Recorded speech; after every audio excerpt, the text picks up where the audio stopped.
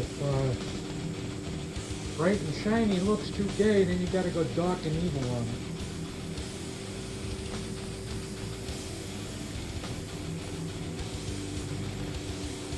We went from the all that red to just a thin line of red.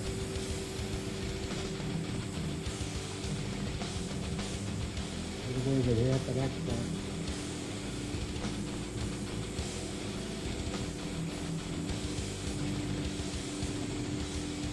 That's the back of it. You're never going to see that. That's underneath the pipe.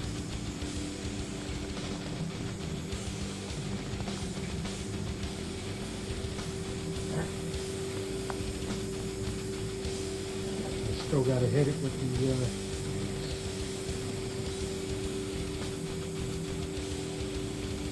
hit it with clear and sand down all the lines. But I kept some of the gray work in there, but I buried it.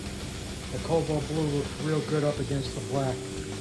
What looks really good is when you do a cobalt fade.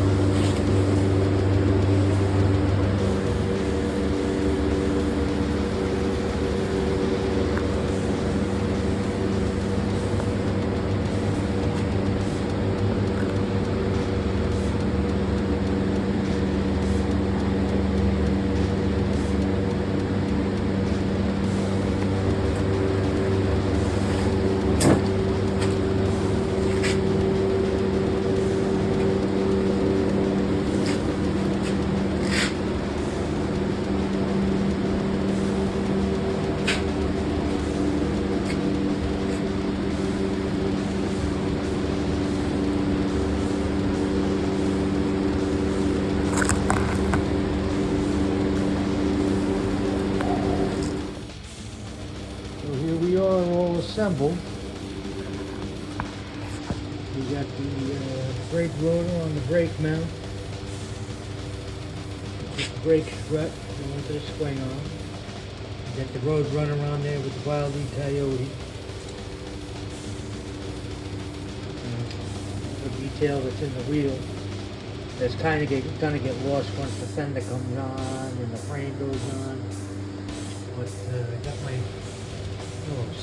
skeleton guy driving the big wheel. Even the back got cobalt blue on it, into black, faded into black. If you can see the blue ice pearls coming through on the camera. But and it kind of looks blue, but that's only in the sun. When it's dark in here, everything here looks black. I'm going to my UFO one. We got details everywhere on the inside. We've got a accent line, red line going around the whole thing, and right down to the 3-inch wide sprocket. Same thing on this side, Wild E Coyote and Roadrunner.